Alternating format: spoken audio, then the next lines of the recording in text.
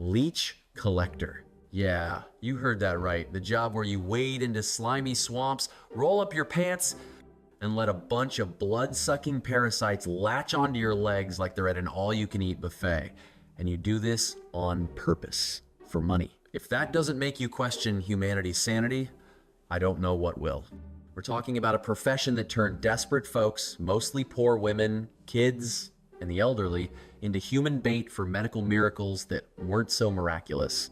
We'll break down why leeches were once the hottest thing in medicine, what a soul-crushing day on the job actually looked like, the slow, miserable ways it could kill you, how much these poor bastards got paid, and why this nightmare profession dragged on for centuries before science finally stepped in and said, enough, let's suck it up and get started. First things first, why the hell were people obsessed with leeches? This goes back to ancient times, like 3,000 years ago in Egypt, where folks thought sucking out bad blood could cure everything from headaches to heartbreak. The Greeks and Romans jumped on board, using them for gout, fevers, even hearing loss, because nothing says better hearing like a worm gnawing on your earlobe. But the real craze hit in the 19th century, thanks to this French doc named François-Joseph Victor Broussais. Guy was like the Jeff Bezos of bloodletting, claiming every illness under the sun was just inflammation from too much blood. Cancer, leeches, tuberculosis, more leeches. Mental illness, slap on 80 of those suckers and call it a day. It was all based on this ancient humoral theory. Your body's got 4 humors: blood, yellow bile, phlegm, black bile. Too much blood? You're red-faced and feverish. Solution, drain it out. Leeches were perfect because they've got 3 jaws with like 100 teeth each, and they pump in this anticoagulant called hirudin that keeps the blood flowing long after they've detached. We're talking wounds bleeding for up to 10 hours. Controlled chaos, or so they thought. Hospitals went nuts. In 1822, St. Thomas's Hospital in London used over 50,000 leeches. That's more than 31 times what they used just 4 years earlier. Cost? A fortune, like 8% of the hospital's budget, more than a doctor's salary.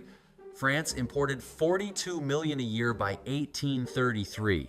Demand was insane, and that's where our leech collectors come in. These weren't your average 9-to-5ers. They were the bottom barrel, the people society forgot. Mostly poor Scottish women, according to an 1814 account, or elderly folks. Picture an old man wandering from pond to pond, moor to moor, barely surviving. Kids got pulled into cheap labor. Desperation was off the charts. When you're starving in rural Europe, wading into a bog is better than begging in the streets. So, what did a typical workday look like? It was a seasonal gig because leeches hibernate in cold months. So spring through fall was prime time.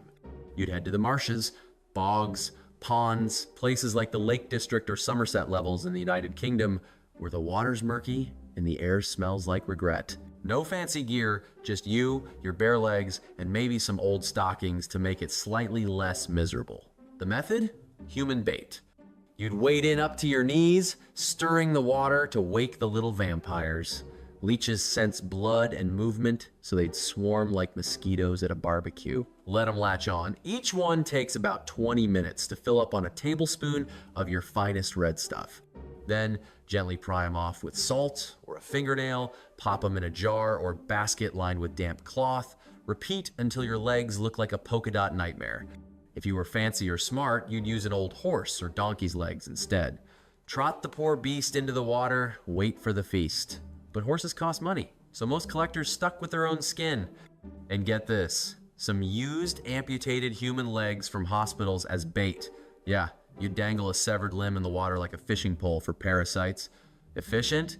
Sure. Creepy as hell? Absolutely. A good day might net you hundreds of leeches, which you'd sell to apothecaries or ship to big cities. But it wasn't a quick in and out. You'd be out there for hours, slogging through mud that could suck you down like quicksand, exhausting, wet, cold even in summer. And if the leeches were scarce, tough luck. You go home empty-handed. Imagine telling your kids, Sorry, no dinner tonight, the leeches weren't biting. Now, the dangers. Oh boy, where do I even start? This job was a slow-motion suicide pact. First, blood loss.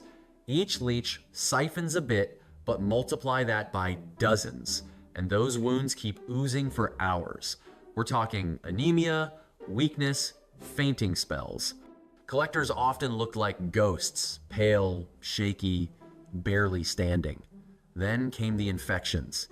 Leech bites were open wounds soaked in filthy water, perfect entry points for bacteria, fungi, and whatever other horrors were lurking in the bog. Scars, ulcers, gangrene, not fun. And leeches could transmit diseases. Syphilis? Check. Whatever the last victim had? Possibly. Their guts hold on to blood from previous meals, and if they regurgitate yuck, you're getting a cocktail of mystery ailments. Exposure was killer too. Hypothermia in chilly waters, heat stroke in summer sun, drowning if you slipped in deep mud, wildlife, snakes, insects, maybe a territorial beaver. But the real horror was the long-term toll. Constant blood loss wrecked your health, iron deficiency, chronic fatigue. Many collectors died young from complications or just wore out like old shoes. Wordsworth's poem nails it. The old man talks of hardships, how the leeches are dwindling by slow decay. Poetic, but brutal. And psychologically, you're alone in a swamp. Legs throbbing, blood trickling down, isolation, pain, the squelch of mud, enough to drive anyone mad. Dark twist. At least the leeches got a full meal, you probably didn't. Pay? Don't get excited, this was poverty wages. No official salary, you sold the leeches by the dozen or hundred. In the early 1800s, a leech might fetch a penny or two, but after middlemen took their cut, collectors pocketed scraps. Enough for honest maintenance, as the poem says, bread, maybe ale, if lucky. When demand was high, a good haul might earn a few shillings a day, decent money if you were desperate, but absolute chump change compared to what hospitals paid. St. Thomas's Hospital shelled out hundreds of pounds a year, while collectors risked life and limb for pennies. Reliable work? Sure, right up until the leeches ran out. Over-harvesting wiped out local leech populations. So by the mid-1800s, Britain was importing them from Germany, France, even Central Asia. Prices exploded, but the collectors stayed poor. So why did this job last so long? Stubborn medical beliefs. Bloodletting was gospel for millennia. Hippocrates swore by it. Even as science advanced, docs clung to it like a bad habit. The craze peaked in the 1820s and 30s. Bruxelles Hospital alone used over 2 million leeches in 6 years. Epidemics like cholera, leeches didn't help, but hey, try more.